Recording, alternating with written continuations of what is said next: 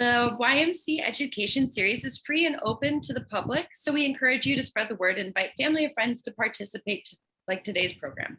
We host approximately 8 to 10 of these programs a month, varying in different topics. This program will last about an hour. You may find that you have questions during the program, which we'll be happy to answer at the end of the program. Get down there. If you do want to write something in your chat box, we will pull questions. I can look for questions as well. This program will last about an hour. Oh, wait a second. When you have a question for the speakers, simply type it in the chat section on your screen and I will relay the question to the speaker at the end of the program.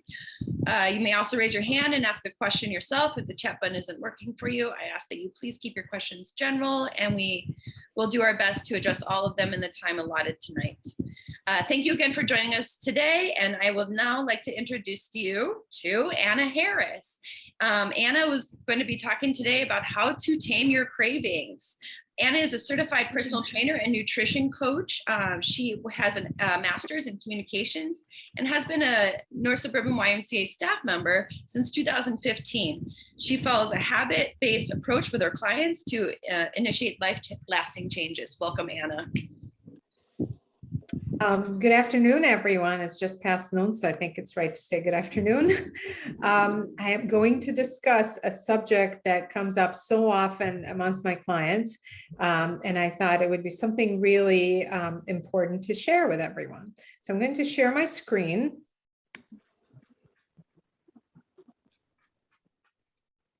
All right. So I want to make sure the faces are not blocking the presentation. Okay. So how often have you faced a plate like this and realized, how did this happen? What happened here? So it happens to all of us. In fact, Precision Nutrition, which is the nutrition approach I follow, the company that covers hundreds and thousands of clients with nutrition coaching, they asked them, what is your biggest nutrition challenge? And you can see that at the top of the list is emotional stress eating that leads to cravings, lack of planning that leads to cravings, cravings specifically, snacking when not hungry, which is pretty much cravings. So this is the biggest challenge for most people.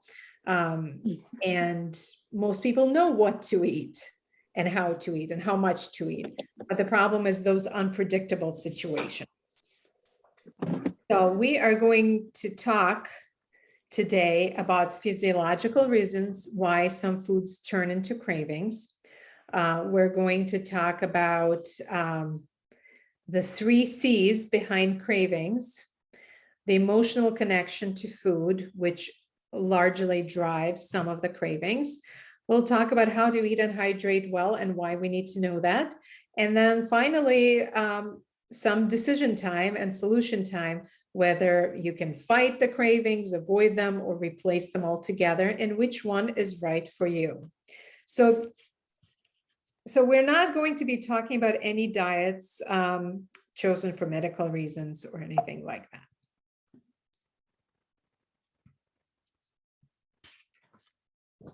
So physiological reasons. Here's a quote I really liked from the Psychology of Food Cravings. Dieting or restrained eating generally increase the likelihood of food craving, while fasting makes craving like hunger diminish. So what happens is when we attempt restriction or deprivation of a certain type of food or meal, it usually is associated with cravings that come up later for that unavailable food. So it's kind of like feeling like you're missing something and really needing to make up for that. And that comes back later. So you may not be consciously going to certain foods, but in your mind, they stay as cravings because you feel like you're missing out on something. So dieting and restriction are high possibilities for future cravings. And we'll talk about fasting a little bit later. And dieting is actually very popular. Big surprise.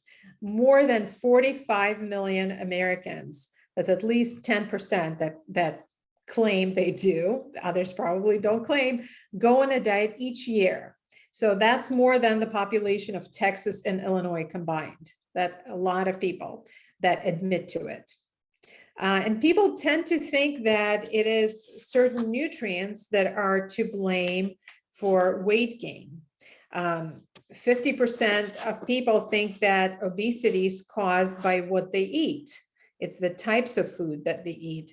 And a lot of people, at least a quarter, think carbs are the problem. And so they follow our carb-free diet. Of course, sugar cutting is very popular. All kinds of sugar. Sugar is seen as a big enemy. And the food industry is listening. That's why food labels have changed. And they're now listing added sugar on the ingredient list. So people are a little bit more empowered to know what happens. So I mentioned 3 C's behind cravings. So you're probably curious what they are. So this cycle shows you what happens physiologically and emotionally when you talk about cravings, what happens, how they appear and how they stay around with us and how they become a problem continuously. So first is the cue that leads to craving. So the cue could be you smelled something good, you saw something delicious, maybe you went by a familiar restaurant and that reminded you of something. Most of the times the cues are close to us. So something that you see, that is the most common type of craving. So that cue leads to craving, and that leads to a certain behavior. So for example, getting the food to satisfy the craving, right? You go and eat. You feel rewarded eating the food that you craved, right? That feels good. So our body releases dopamine. And that's like simplistically, we call it the pleasure hormone, but it's something that makes you feel good. You get rewarded for getting something that you wanted. And after that, it kind of is snowballing. So you get that positive memory of having that release after getting what you wanted. And you're more likely to repeat that behavior. So next time you see a cue, you remember, wait, that was great. And you do it again and again. So that cycle from cue to care, feeling care and consistency, that is that closed circle of the craving cycle. So the more often you reward the brain, the more likely you stimulate that craving, and the stronger that craving is going to become. And the dopamine cements that craving, that feeling. And if you repeat it over and over, that consistency leads to continued cravings. So later on, we will talk about how to break that cycle and change that cycle. And that's where our power comes in from. So let's talk about the emotional connection to food. Food is, we have a lot of positive connections to food. If you grew up with certain foods eaten in your family, you look at them as comfort foods. And very often you resort to them in time of craving.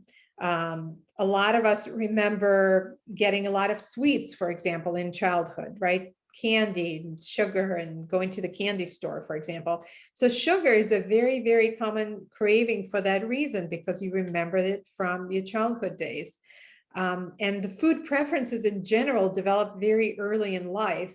And that is something great to remember for parents, kind of setting those behaviors early on, so the kids don't just get used to eating candy as a reward, not necessarily having food as a reward. And we're creatures of habit. We remember that dopamine kick, that enjoyment, and we look forward to return to it. But we also need food for survival, and we need it to connect with people, right? Food is important. We gather together over food. We meet friends and family over food. Food could be enjoyable, right? You enjoy the taste. It's a great savoring experience, and it makes it part of a community. Cravings are different. Cravings are unpredictable. They're sudden. They're not at a standard time. It's not something you've planned. Very often they're unusual. And Very often they're brought on by environmental cues like sight or smell or taste, or place or people around you. And that specific knowledge will help you identify the craving triggers and adjust the environment. So it's very important to know what brought on that cue, what brought on that craving. A lot of the times it's following a familiar pattern. For example, you drive by a Starbucks and you think, oh, maybe I should get the drink, that Frappuccino or whatever that was enjoyable before, I should get it again. So you see the place you may not have wanted, but it brings that memory. So before you follow those cravings down the rabbit hole, stop. So we use that acronym of HALT. HALT to assess the reasons. So HALT stands. Why you want to have a HALT stands for hungry, angry, lonely, and tired. And it also means stop. So it's a good way to remember that. So most cravings don't last longer than 20 minutes. So stopping also helps you wait it out. So we stop, we pause to think about what is the reason behind the craving. And those are some of the common reasons, the 4 most common reasons. If you're hungry, of course, really hungry, if you're angry, if you're lonely, or if you're tired. So I recommend that you actually start in reverse. So you start by eliminating angry, lonely, and tired. See if it's one of those feelings before you get to hunger. And consider both the possible causes, what led to that craving, so you can prevent it in the future and be proactive. And also, what are some potential solutions? So you have a possible toolbox of solutions to handle those cravings. Plus, the causes will inform your solutions.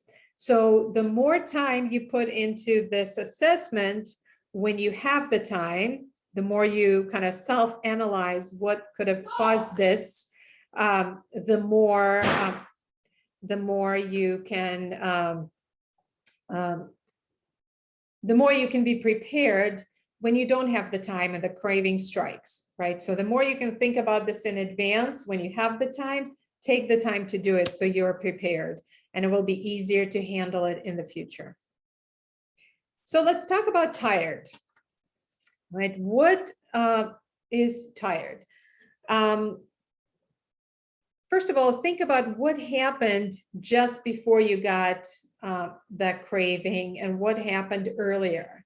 Were you, figure out, maybe, are you tired? Is that why you're feeling that craving? Were you lacking in sleep? Were you working too hard? Do you need a break? Have you been sitting around too long? Do you need to move around? Have you been staring at the screen too long and kind of feeling blah? So not excited, very tired. Maybe you're thirsty. Maybe you need to get some water, and that can make you feel tired. Maybe you're not getting enough nutrients. Maybe you're sick. Maybe you're coming down with something. So the solutions will be informed by these causes, and the solutions will be the exact kind of recipe of what you're lacking. So were you lacking in sleep? Go take a quick nap. Are you needing to rest? Rest before you go to food. Are you feeling thirsty and kind of blah? Get some water.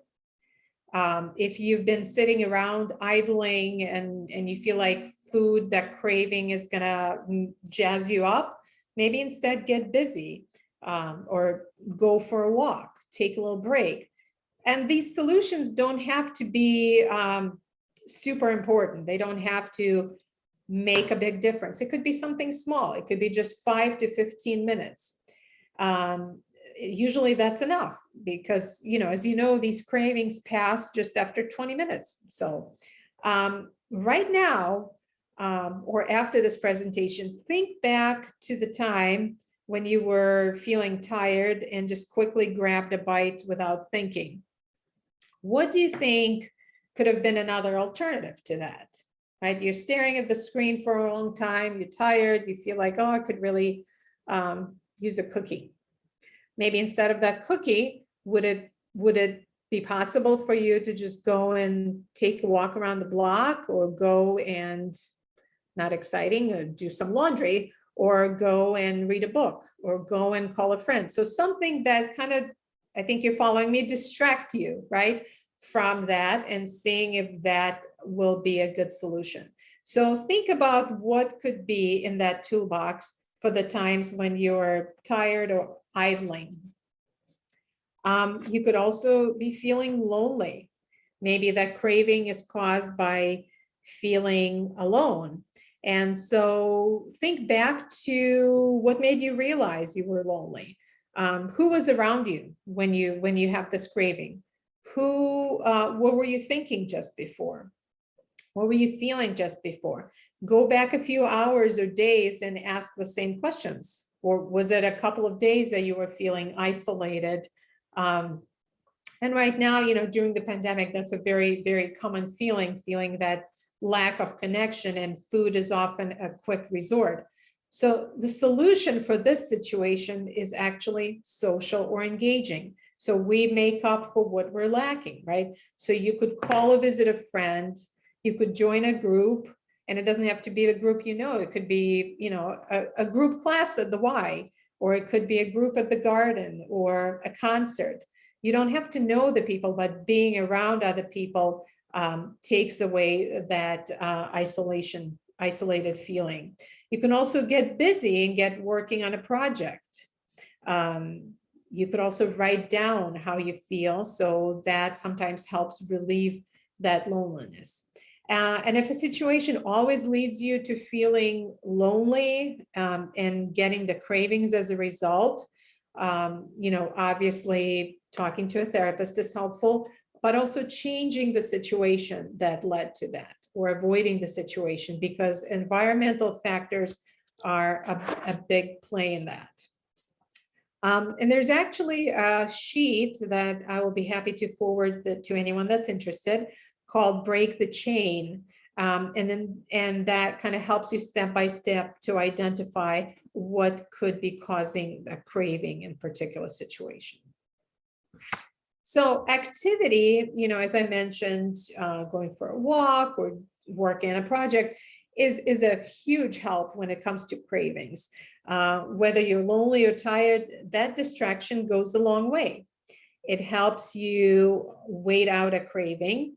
So it takes you away from the craving situation. It gets your mind focused on something productive.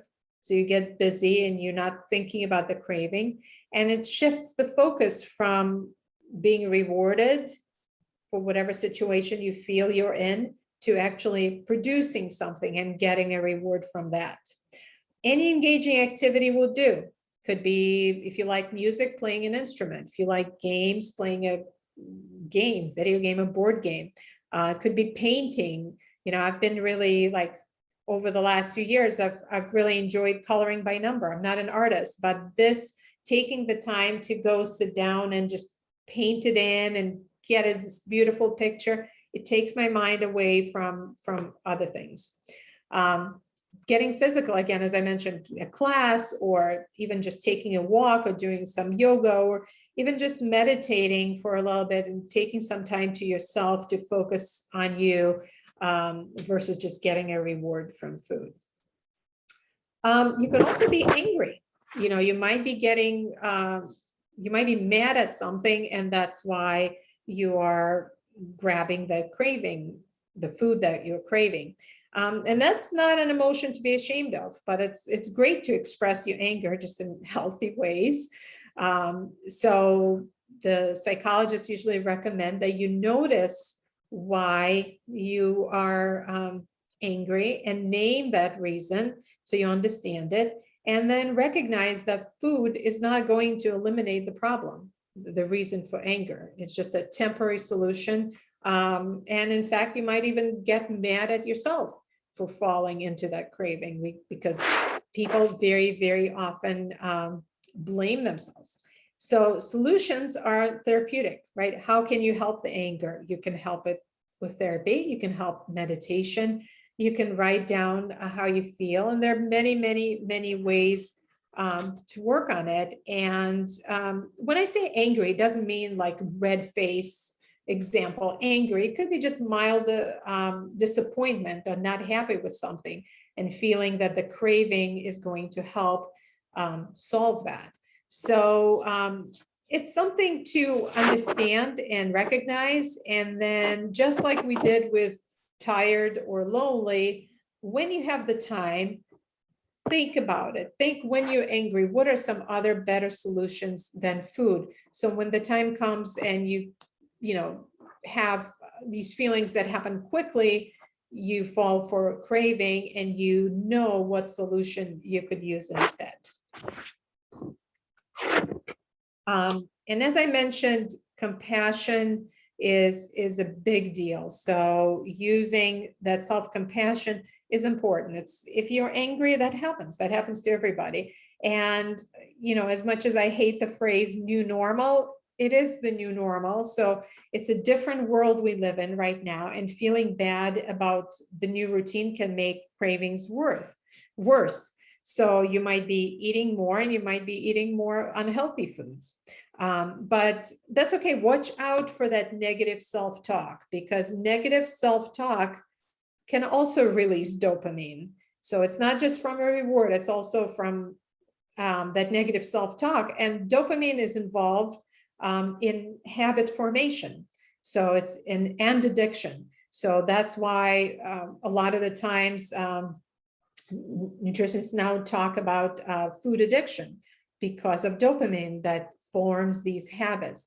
So it's a cycle of negative self-talk and then stress eating and then feeling bad about it. So if you use self-compassion, you're already breaking that cycle. And a couple of things I could recommend with that is using the following keys. First of all, mindfulness and awareness. So an example would be, let's say you ate a cookie in the moment of being upset about something, and then you felt bad about eating that cookie. So it's a cycle, right? So being aware of that is the first step. I'm feeling guilty about eating these cookies, right? You admit that. We all do that, right? Recognize that common humanity. A lot of people probably can't resist the cookies, right? That's true.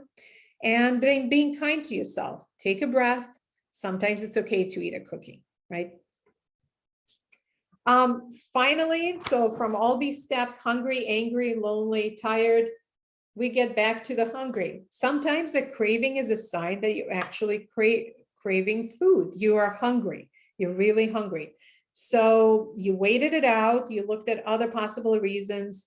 You have not eaten for an hour or two. That just means it's time to eat.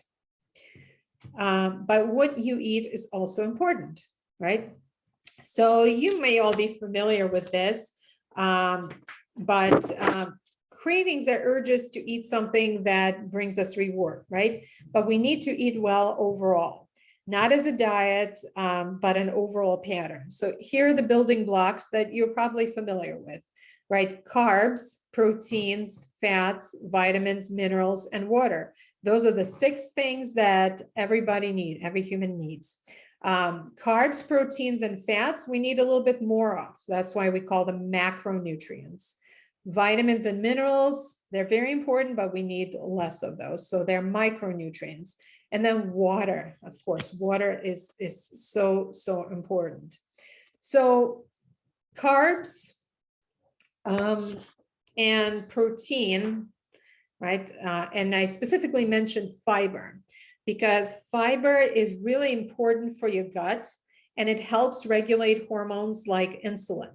And a lot of the times we're tired because the insulin drops, and so you feel the need to replenish it.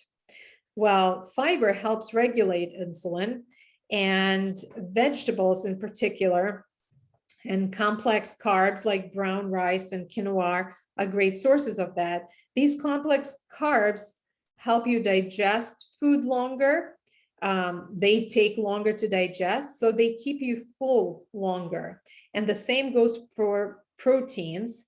Proteins, so you see this big muscle, you need protein to build every cell in your body. We need protein for every cell in the body to build cells, to build muscles, ligaments, tissues, everything.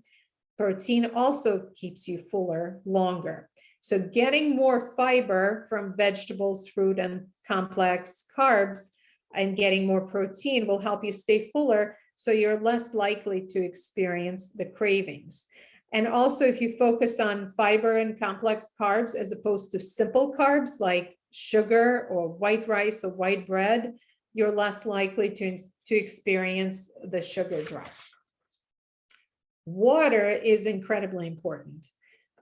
We need water for every chemical process in the body, and we need the right amount. The water transports everything through the body, it lubricates the tissues.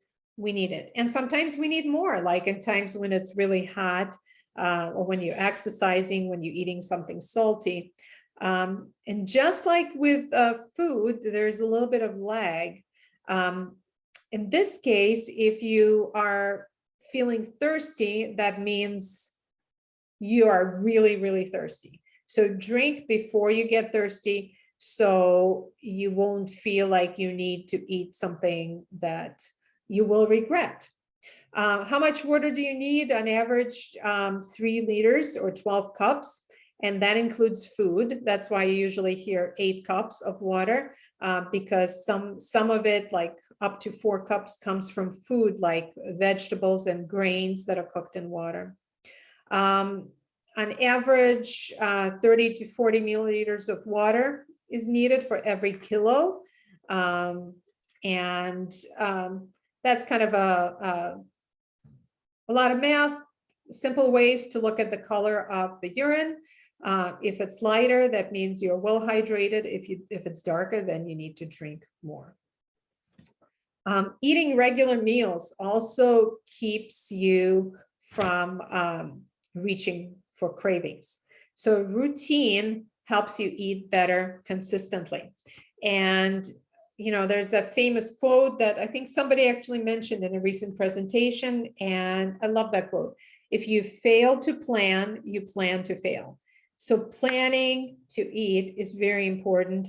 Planning what you eat is also important. So if you have a chance to cut up some snacks that are a little bit healthier for you, that is helpful. Or even just washing some fruit and having it available, that is helpful. So plan for regular meals, plan for consistency. Our bodies like that homeostasis. They like predictability, that consistency, and having meals at somewhat regular times. It also, if you're looking to lose weight, that also helps you progress better if you stay consistent with the meals and create sustainable, healthy habits. So life is often unpredictable, right? I say predictable and routine, easy to say, right? Things may change all the time. They change for us all the time. So you can fight that by scheduling the meals, so making it a priority. You can also schedule appetite check-ins to see how you feel. Like, am I feeling hungry right now? Maybe I should eat. Or am I feeling tired right now? So what is in my toolbox to help me feel less tired, so I'm not going to go and reach for that cookie? So meal planning is really important. It doesn't have to be a lot of people talk about Sunday meal prep. It doesn't have to be. For me, Sunday is a very busy day. I would never do it on Sunday. And I never really have a day when I can just stand there and chop things or pack things. So when you have the time, do it a little bit at a time, so you're prepared. So having something prepared is a win, right? You don't have to have the whole fridge or pantry prepared, but a little bit at a time whenever you have the time. And stock up on healthy snacks, and that could be fruits, it could be veggies, it could be nuts and seeds, whatever is healthier for you, right? And if you have things around, even if you're not the one eating it, usually you might eat it. So if it's in the house, it's very likely that you will reach for it. So make it inconvenient and not keep it in the house. Instead, focus on quality food, right? The more you have fresh and frozen fruits and vegetables around, the more likely you're going to have them. whole grains, lean proteins, nuts and beans. So those are quality foods. And the more you have them, the better your body is going to function. And really watch out for the foods I call them SSF for short, but it's salt, sugar, and fat. And if you see some of the common snacks that are for sale packaged, a lot of them have a little bit of salt, a little bit of sugar, a little bit of fat, well, sometimes more of each. But that is the secret formula of the food industry, because that is what people really crave. There are companies working on that exact chemical balance of salt, sugar, and fat, because that is craveable. And that is something that people enjoy. And so that builds that habit of eating in more. So watch out for those fried, processed foods and high in salt and sugar and fat. And, we're not perfect. There are going to be foods that are maybe high in salt or sugar or fat in the house, right? Or when we go out. But I recommend that there's no good and bad. I think there's always just a little bit better, a little bit worse.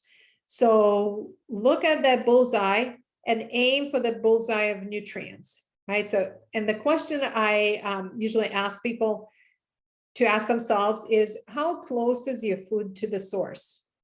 So let's take a potato. The furthest from the source outside this whole target zone is fries, right? High in fat, high in salt. A little bit closer is mashed potato. Bullseye is going to be your baked or boiled potato. So the less processing, also the more nutrients available for you.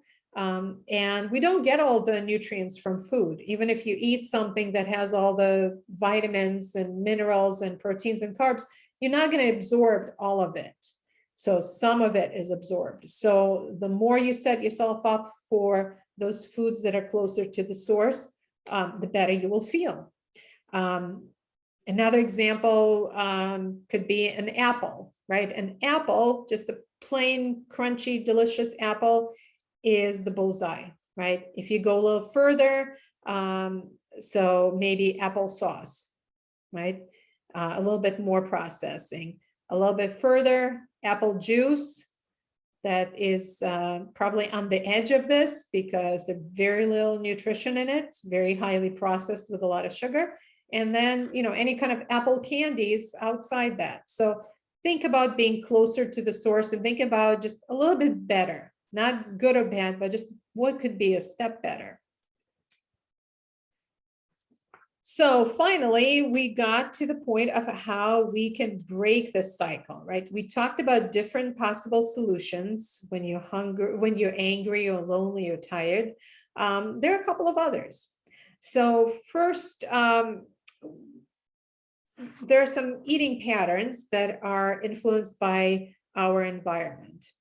And changing your patterns can really help you break the cycle of cravings. Keeping a food journal is really helpful for that, or just writing down even on your phone or on paper what you feel and what is causing a craving is helpful. Or maybe not keeping something in the house. So the environment is really important. So first, look at where you shop, right? If you go to farmers markets, you're more likely to be surrounded by fresher foods. You're more likely to buy them. Food delivery is where you also have some control over what you get versus being tempted by things you see at the store. So when you shop, just think about more options and more value and being closer to the source. And that means more in the perimeter of the store rather than inside where a lot of the packaged snacks are. Where you eat is also important. Do you eat on the go where you're going to make snap decisions, maybe sometimes when you're really tired and hungry? Hungry is good, but tired and rushing, maybe not so good. So you may not make the best decisions when that happens.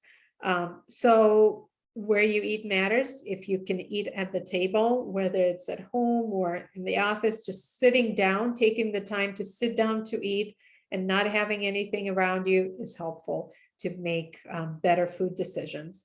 And who is around you when you eat?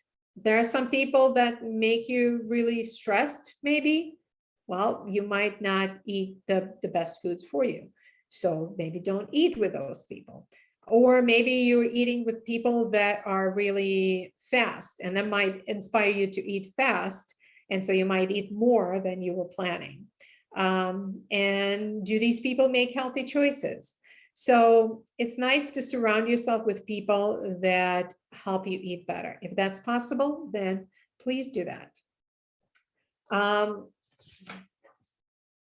Pam, does that look like your cat?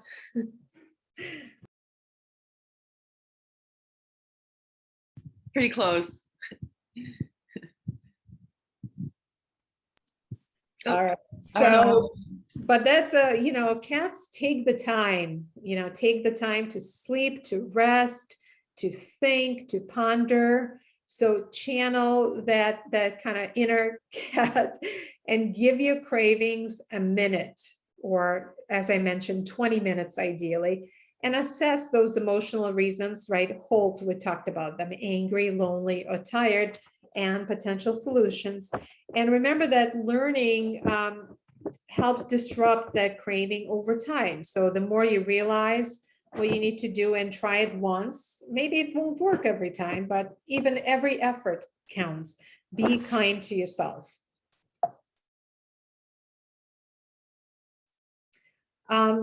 So one of the things that helps you eat better, and that comes later, is eating to 80% full. So that means tuning into your hunger and fullness cues. If you've attended my previous presentation, I talk about this a lot: eating to 80% full. What does that mean? Does it mean 80% of the plate? Yes, maybe, or maybe not. But what it means is stopping at a point when you feel like you're almost full. And the reason we do that, the reason we take the time, is because it takes 20 minutes for your stomach to send a signal to your brain that you're full. So if you quickly eat that food in 10 minutes, in less than 20, you're not going to know that you're full, and you might eat to 100% full or 120% full.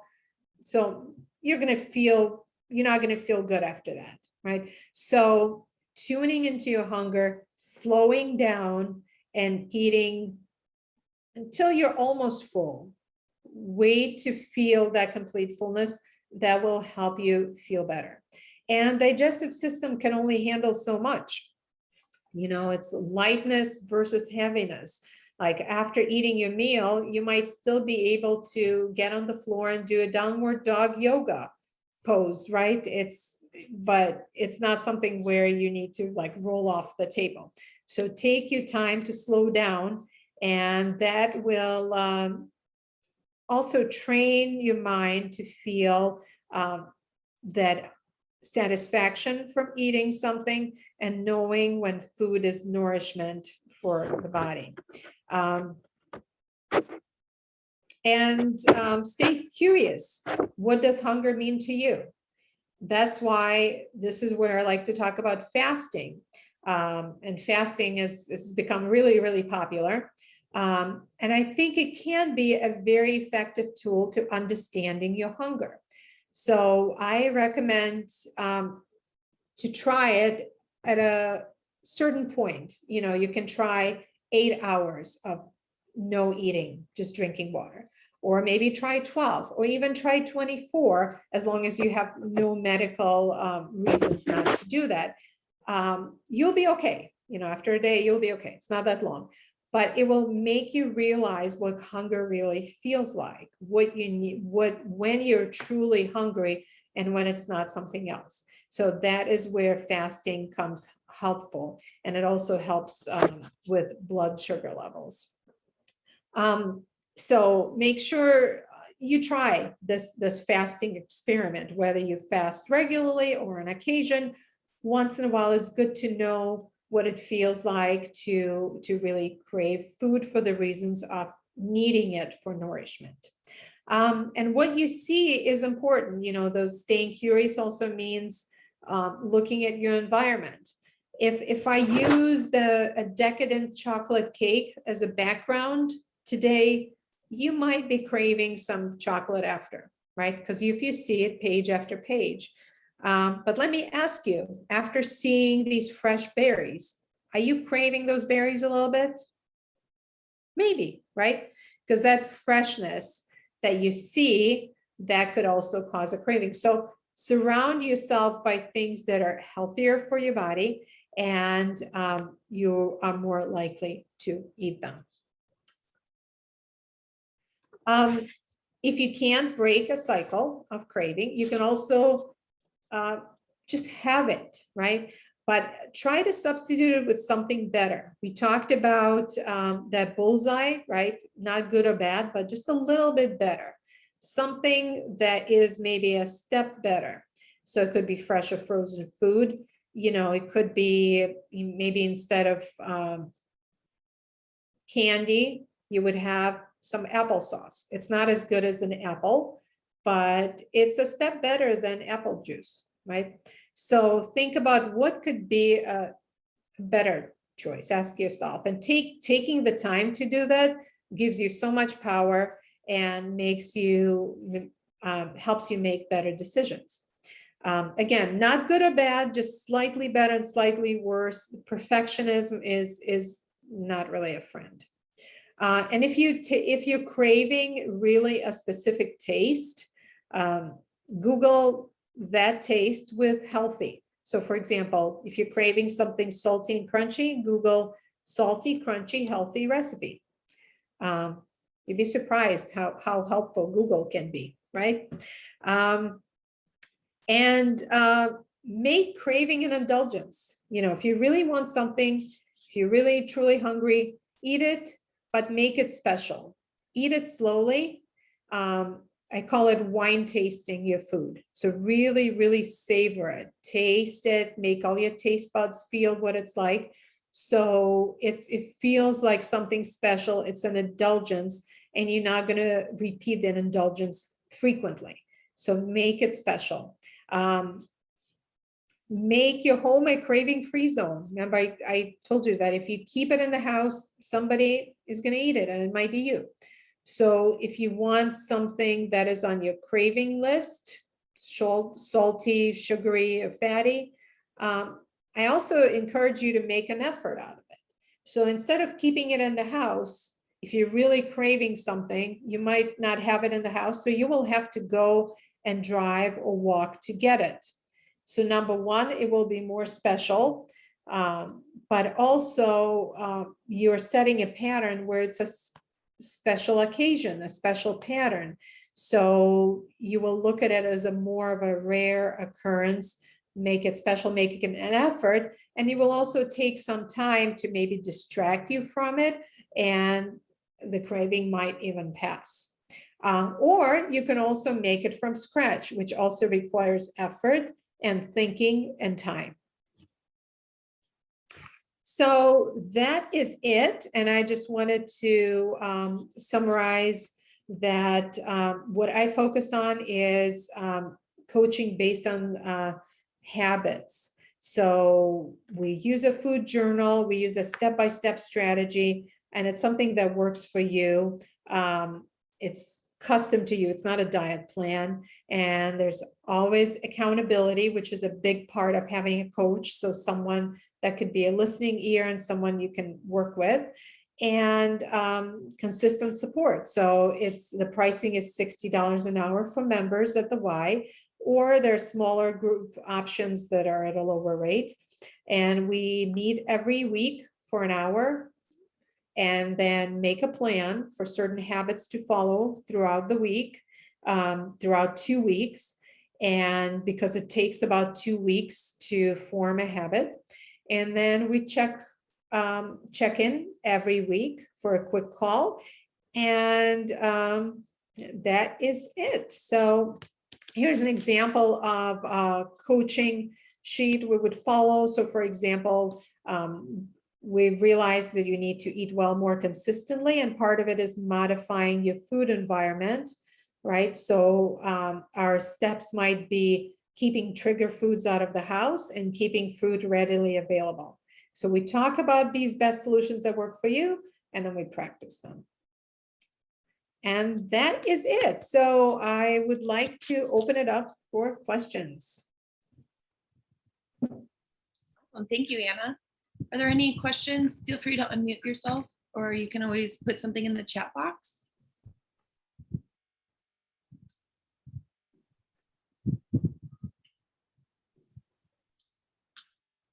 I know I learned a lot today, Anna. That was really interesting, especially the HALT, the acronym. Appreciated that. Any Definitely other helps to understand the cravings. And if anybody, sometimes people have questions come up later. Sometimes you think about a day, a week later. You can always reach me. I will put it in the chat. Let me find the chat. My email is. So if you have questions that come up later, please feel free to email me with any questions. I'll be happy to answer them. Awesome. Great. Yeah, I can And I certainly. can send out copies. Anna, it's Anna's, you want the copies of the PowerPoint.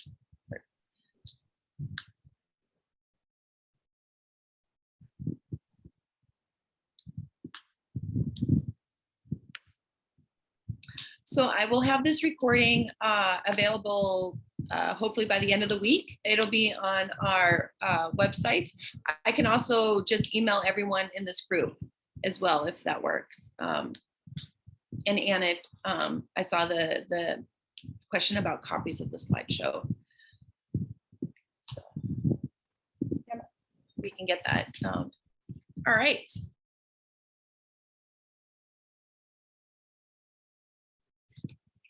Okay, that concludes our YMCA education on behalf of the North Suburban YMCA and our YAS series. We thank you for supporting our organization and programs like this. Thank you again, Anna, for having the talk today. A special thank you for Anna Harris today. Thank you. Programs like this are free and open to everyone in the community. So if you enjoyed today's program and would like to support the North Suburban YMCA, please consider helping with a donation at our website, www.nsymca.org. We hope to see you at our next speaker series. It'll be next Wednesday, August 25th at 7 p.m. It'll be on knee pain and injuries. This is our IBJI monthly talk. Registration is online. And thank you so much. We hope you have a wonderful day and hopefully you stay dry. All right. Thank you, everyone. And thank you, Anna.